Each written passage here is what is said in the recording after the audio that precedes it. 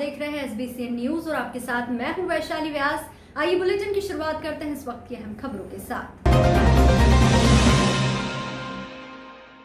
नीमच नगर पालिका के पूर्व नगर पालिका अध्यक्ष रघुराज सिंह चौरड़िया शुक्रवार दोपहर में नीमच के टाउन हॉल पर सांसद सुधीर गुप्ता से उनकी गाड़ी के बाहर खड़े होकर लंबे समय तक बात करते दिखाई दिए, जो नीमच के राजनीतिक हलकों में चर्चा का विषय बना हुआ है। दरअसल रघुराज सिंह चौरड़िया नीमच में 2 बार नगर पालिका अध्यक्ष रह चुके हैं। वहीं आगामी नगरीय निकाय चुनाव को लेकर सभी राजनीतिक दल के नेता इन दिनों टिकट की जुगाड़ में लगे हुए हैं। ऐसे में पूर्व नगर पालिका अध्यक्ष का सांसद सुधीर गुप्ता से चर्चा करना शहर में राजनीतिक हलकों में चर्चा का विषय बन गया है। अखिल भारतीय सिंध प्रांत संगठन द्वारा शुक्रवार को खाद्य सुरक्षा अधिकारी संजय मिश्रा के खिलाफ रैली निकाली गई और विधायक को निलंबन करने की मांग को लेकर विधायक दिलीप सिंह परिहार को ज्ञापन सौंपा गया। ज्ञापन में बताया गया कि मुख्यमंत्री शिवराज सिंह चौहान द्वारा मध्य प्रदेश में शासन की मंशा के अनुरूप छोटे को लघु उद्योगों को बढ़ावा देने का कार्य किया जा रहा है, लेकिन नीमच जिले में विवादास्पद अधिकारी संजय मिश्रा द्वारा भ्रष्टाचार का कोहराम मचा रखा है।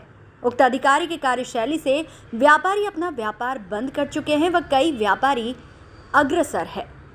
ज्ञापन में यह भी बताया गया कि खाद्य सुरक्षा अधिकारी का संपूर्ण कार्यकाल विवादों से भरा रहा है, जिसमें उनके विरुद्ध विभिन्न व्यापारिक सामाजिक संस्थाओं द्वारा कई बार ज्ञापन दिया गया।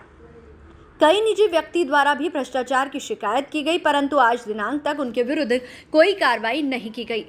अखिल भारतीय सिंध क्रांति संगठन द्वारा खाद्य सुरक्षा अधिकारी संजय मिश्रा पर यह भी आरोप लगाया गया कि खाद्य अधिकारी द्वारा अधिकांश सारी कार्रवाई या सायंकाल के बाद ही प्रारंभ की जाती है, ताकि ये सैंपल अपने घर पर ले जा सके और ले जाकर क्या छेड़खानी करते हैं हमें पता ही नहीं चलता।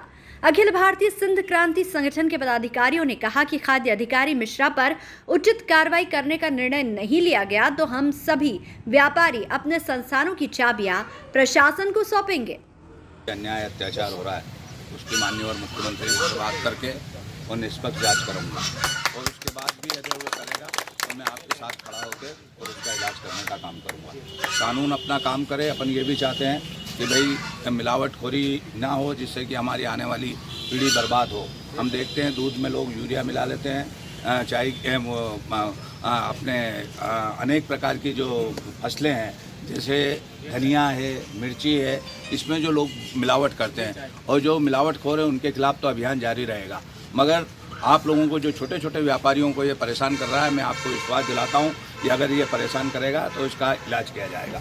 माननीय मुख्यमंत्री शिवराज सिंह चौहान से अभी मैंने आप लोगों की बात को ध्यान में रखते हुए मध्य प्रदेश की विधानसभा में एक ध्यान आकर्षण भी लगाया है, वो ध्यान आकर्षण भी आएगा और मैं माननीय मुख्यमंत्री जी से बात करूँगा कि इनको यहाँ से इनके पूरे कार्यकाल की जाँच कराई जाए और इनके खिलाफ कार्रवाई। शुक्रवार दोपहर को नीमच जिला कलेक्ट्रेट कार्यालय में कलेक्टर मयंक अग्रवाल द्वारा समर्थन मूल्य पर FAQ गेहूं के उपार्जन के लिए खंड स्तरीय समिति गठित की गई है। सभी विकास खंड SDM अध्यक्ष एवं कनिष्ठ आपूर्ति अधिकारी सचिव एवं समिति के सदस्य बनाए गए हैं। समिति में अनुविभागीय अधिकारी कृषि, सहकारिता विस्तार अधिकारी, शाखा प्रबंधक, जिला सहकारी बैंक, गोदाम प्रभारी, MP WLC, MP SC एवं सचिव कृषि उपज मंडी समिति सदस्य बनाए गए हैं। समिति समर्थन मूल्य पर गेहूं के उपार्जन, परिवहन, भुगतान, पर्यवेक्षण, विपणन एवं मार्गदर्शन का कार्य करेगी।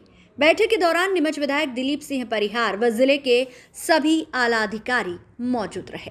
शनिवार सुबह प्राप्त जानकारी के अनुसार पुलिस अधीक्षक सूरज कुमार वर्मा ने जिले में विभिन्न पुलिस थानों एवं पुलिस चौकियों पर पदस्थ 24 पुलिस अधिकारियों एवं पुलिस कर्मियों को इधर से उधर किया है।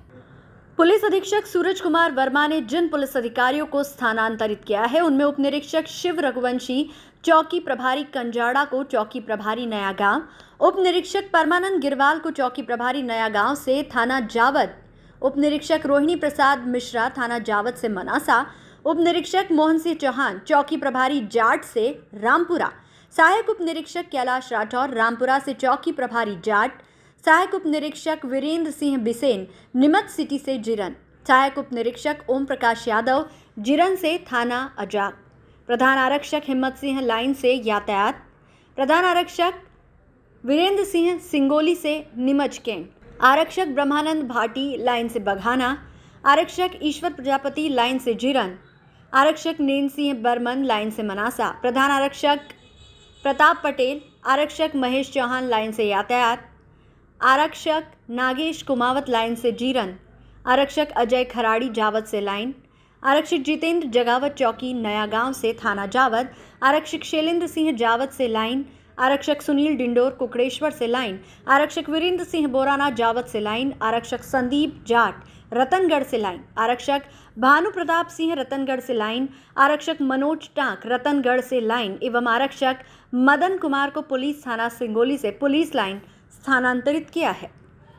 नगरीय विकास एवं आवास विभाग द्वारा नगरीय क्षेत्रों में अधोसंरचना विकास को गति देने तथा हितग्राही मुल्क योजनाओं का लाभ नागरिकों को पहुंचाने के उद्देश्य से प्रदेश में मिशन नवोदय एवं आजादी का अमृत महोत्सव कार्यक्रम का आयोजन शुक्रवार दोपहर 2 बजे नीमच के टाउन हॉल में आयोजित किया गया।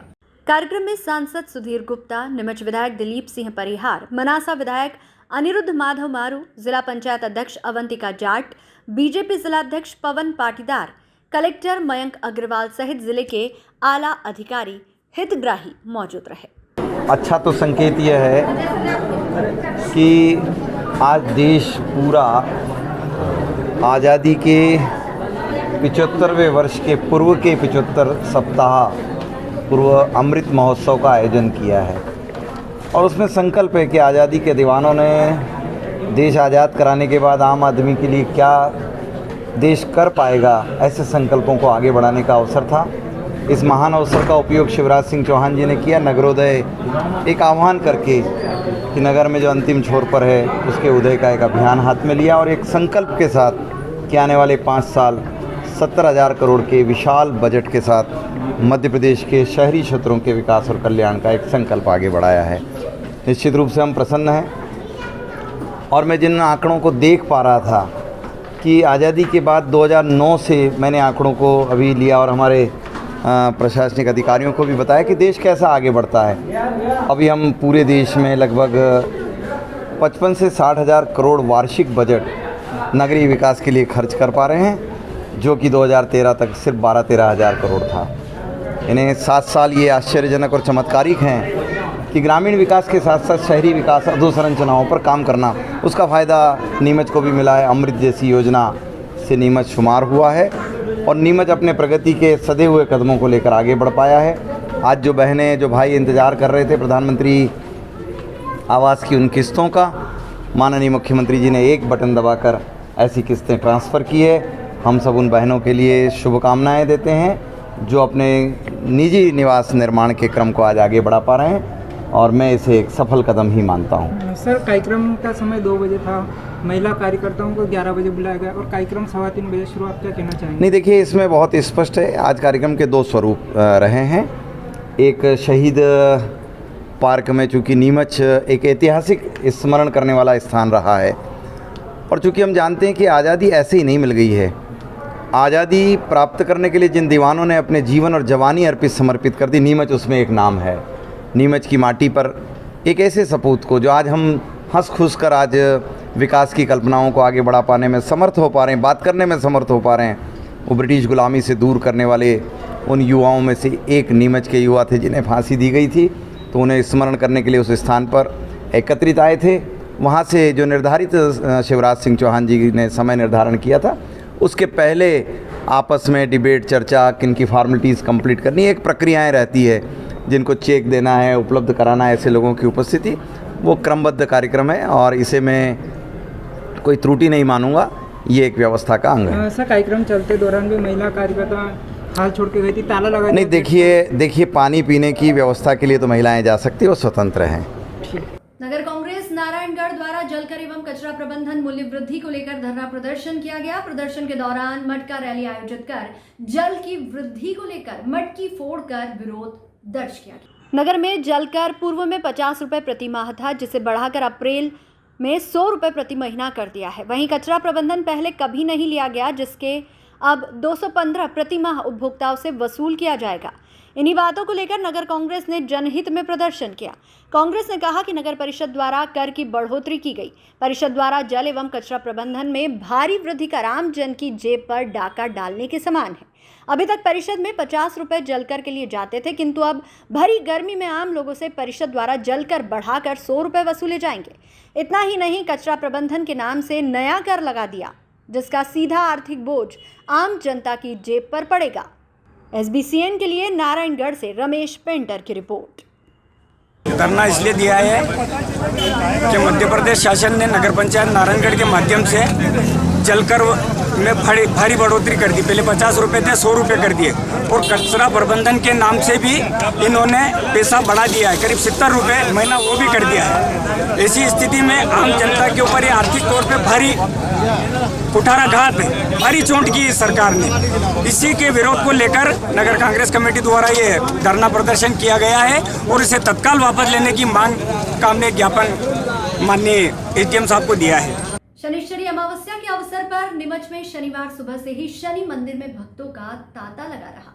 नीमच शहर के वीर पार्क रोड, कलेक्टर चौराहा और इंदिरा नगर स्थित शनि मंदिर पर बड़ी संख्या में श्रद्धालु भगवान शनिदेव के दर्शन के लिए जुटे और पूजा अर्चना की। शनिश्चरी अमावस्या के दिन भगवान शनि की पूजा व्रत करना काफी लाभदायक माना जाता है और श्रद्धालुगण आस्था के साथ भगवान शनि की पूजा करते हैं।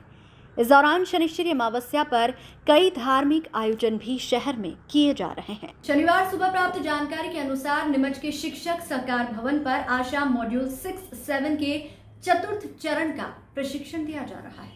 प्रशिक्षण के दौरान आशा कार्यकर्ताओं को महिला हिंसा के बारे में जागरूक करने के साथ साथ उसकी रोकथाम के लिए किस तरह से प्रयास करना है, इसके बारे में प्रशिक्षित किया जा रहा है। इस प्रशिक्षण में नीमच शहर की 25 आशा कार्यकर्ता प्रशिक्षण भाग ले रही हैं।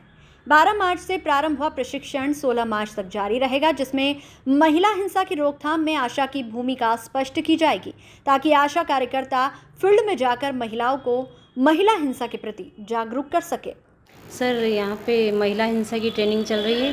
5 दिवसीय ट्रेनिंग है और पूर्णतः आवासीय ट्रेनिंग है और ये 12 मार्च से चली है जो 16 मार्च तक चलेगी। सर, यहाँ पे महिला हिंसा के खिलाफ, महिला के साथ जो हिंसा होती है ना, ग्रामीण क्षेत्र में, शहरी क्षेत्र में जो महिलाओं के साथ हिंसा होती है, तो महिला हिंसा को रोकने की जो ट्रेनिंग है, अभी महिला 4-5 दिन में हम उनको पढ़ाएंगे कि महिलाओं के साथ किस तरह की हिंसा होती है, किस तरह से आपको कदम उठाना है हिंसा को रोकने में। कितने जनों को ट्रेनिंग दी जाएगी? सर, यहाँ पे 25 प्रतिभागी उपस्थित है और 3 ट्रेनर हैं। तीनों ट्रेनर सर, एक बांगरेड़ से है और एक बोरकेड़ी से है और एक गिरदोड़ा से।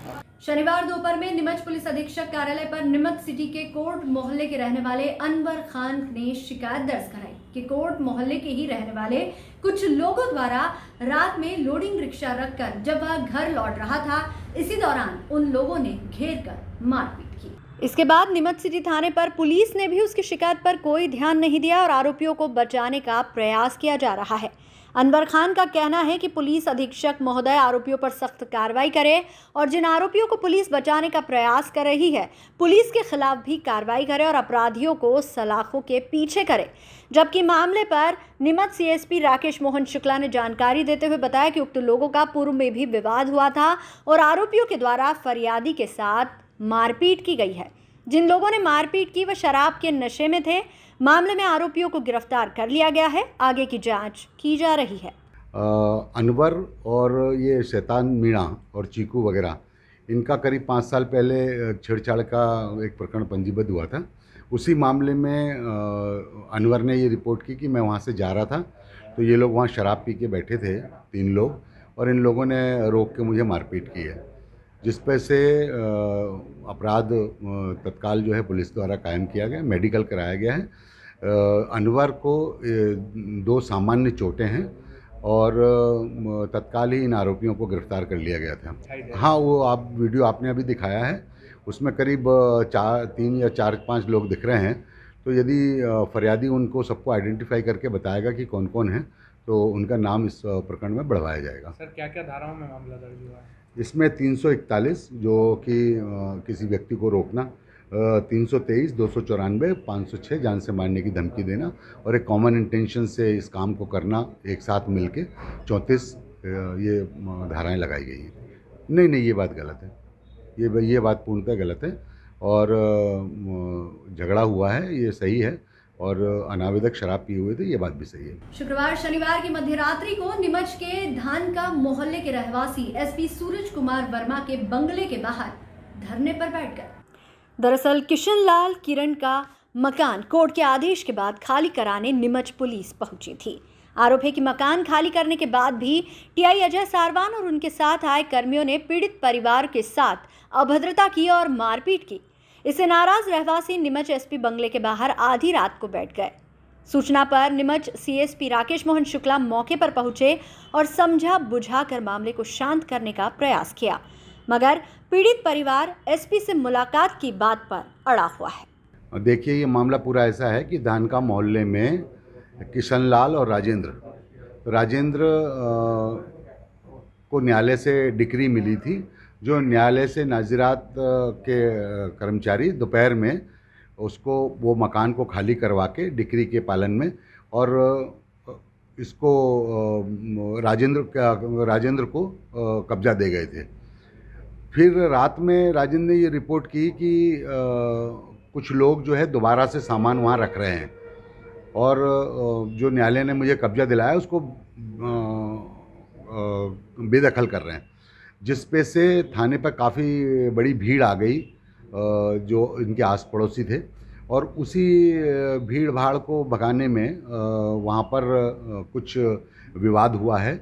और रात को वो उन लोगों से मैं भी मिला था, और उसने लड़कियों ने बताया कि हमारे मोबाइल पुलिस ने ले लिए हैं, तो उनको मोबाइल वापस कराए गए हैं, और यदि वो टीआई के ख़िलाफ़ कोई आवेदन देंगी कि इन्होंने मारपीट की है, तो विधि अनुसार हम उसकी जांच करेंगे, और उसके जो भी हमारे सर्विस मैनुअल में है, सर्विस की शर्तें हैं, उसके अनुसार हम कार्रवाई करेंगे। इस मामले में किसी गिरफ्तारी तो नहीं हुई?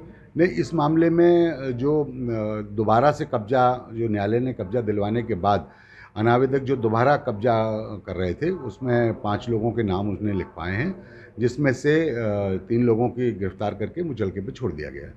सुप्रीम कोर्ट में वसीम रिजवी द्वारा कुरान की 26 आयतों को हटाने के लिए अपील की गई, जिसके विरोध में मुस्लिम समाजजनों द्वारा वसीम रिजवी का पुतला फूंका गया। शिया वक्फ बोर्ड के पूर्व चेयरमैन वसीम रिजवी ने सुप्रीम कोर्ट में कुरान की 26 आयतों से संबंधित याचिका दाखिल की गई है। याचिका में वसीम रिजवी ने इन 26 आयतों को कुरान से हटाने की अपील की, साथ ही कुछ आयतों को आतंकवाद को बढ़ावा देने वाली बताया है। उन्होंने कहा है कि इन आयतों को कुरान में बाद में शामिल किया गया है। वसीम रिजवी की इस पीआईएल के बाद मुस्लिम समाज में गुस्सा देखा जा रहा है। शनिवार को नीमच के मुस्लिम समाज भी 40 चौराहे पर एकत्रित हुए और वसीम रिजवी के खिलाफ जमकर नारेबाजी की गई। समाजजन द्वारा वसीम रिजवी का पुतला बनाकर चप्पल जूते से मारा गया और उसके पश्चात नारेबाजी करते हुए पुतला फूंका गया। समाजजनों का कहना है कि सुप्रीम कोर्ट के अंदर कुरान को लेकर जो पीएल डाली गई है, जिसमें कुरान की आयतों पर उंगली उठाई गई है, जिसका नीमच का मुस्लिम समाजजन विरोध करता है। इस मौके पर बड़ी संख्या में नीमच के मुस्लिम समाजजन उपस्थित रहे। वसीम रिजवी के विरोध में, जिसने कि हमारे कुरान मजीद के बारे में आपत्तिजनक बातें कही हैं और उसमें बदलाव की कोशिश की है, जो कि हमें किसी भी सिरे से खारिज करते हैं, इसको मानते नहीं है। उसके विरोध में उसका पुतला दहन किया गया है और हम इसका पुरजोर विरोध करते हैं, आम मुस्लिम समाज नीमच का और पूरा इंडिया का। अब ऐसे लोग, क्या होता है कि हमारे जो देश की तहजीब है, दंगा जमना तहजीब और एकता भाईचारे को ये लोग अखंडित करना चाहते हैं अपनी सस्ती लोकप्रियता हासिल करने के लिए। तो इन लोगों का हम पुरजोर विरोध करते हैं, उनके फांसी की मांग करते हैं इनके लिए। आम मुस्लिम समाज नीमच की ओर से हो रहा है ये। मुन्ना मसूदी समाज अध्यक्ष नीमच। जैसा कि आपने देखा है कि सुप्रीम कोर्ट के अंदर एक पीआईएल डाली गई है, जिसके अंदर कुरान की जो चंद आयत हैं उसके ऊपर उंगली उठाई गई है। ये इनका मकसद देश के अंदर जो माहौल चल रहा है, भाईचारगी का जो माहौल कायम हुआ है, उस माहौल को बिगाड़ना है। और चंद लोग जिनको शिया वक्फ बोर्ड से ये आते हैं, पूर्व चेयरमैन हुआ करते थे शिया वक्फ बोर्ड से वसीम रिजवी, इनको वक्फ बोर्ड से निकाला गया था बेइज्जत करके, क्योंकि पिछली बार 2018-2020 के अंदर इन्होंने वक्फ बोर्ड की संपत्तियों को बेच दिया था। वो मुकदमा इनके ऊपर चल रहा है। वक्फ बोर्ड के जो समूह हैं, वक्फ बोर्ड के जो अध्यक्ष हैं, उनके द्वारा भी इनका विरोध किया गया है और शिया वक्फ बोर्ड के द्वारा इनको समाज से बाहर कर दिया गया है और इस्लाम धर्म से ये खारिज हो ही चुके हैं, क्योंकि जो इस्लाम के अंदर इस्लाम के कुरान को नहीं मानता है या इस्लाम के रसूल के ऊपर अकीदा नहीं रखता है, वो लोग मुसलमान कहलाने के लायक नहीं होते। तो इस्लाम से खारिज हो ही चुके हैं। ये लोग अपनी लोकप्रियता के लिए इस तरह की टिप्पणी करते हैं। पहले भी इन्होंने महिलाओं का जिस तरीके से बहिष्कार किया था, महिलाओं के लिए गलत टिप्पणी की थी, उसके ऊपर भी काफ़ी इनकी आलोचना की गई थी। लेकिन ऐसे तथाकथित लोग जो होते हैं खाली अपनी लोकप्रियता के लिए इस तरह की कोशिश करते हैं और हम लोग आपके माध्यम से ये कहना चाहेंगे कि देश के अंदर जो अमन और भाईचारे का माहौल बना हुआ है उसको बनाए रखें। कुछ लोगों के कह देने से या कुछ लोगों के ऐसे PIL डाल देने से ना तो इस्लाम को कहीं खतरा होता है ना मुसलमान को कहीं खतरा होता है। ये लोग अपनी लोकप्रियता के लिए कर रहे हैं, तो इसलिए सब लोग शांति और अमन बनाए रखें। इस तरह का कोई भी कार्य ना करें जिससे सामाजिक सुद्रोह जो है और मोहब्बत भाईचारा जो है वो बिगड़े। इस बुलेटिन में फिलहाल इतना ही। लगातार न्यूज अपडेट्स के लिए देखते रहिए SBCN न्यूज। नमस्कार।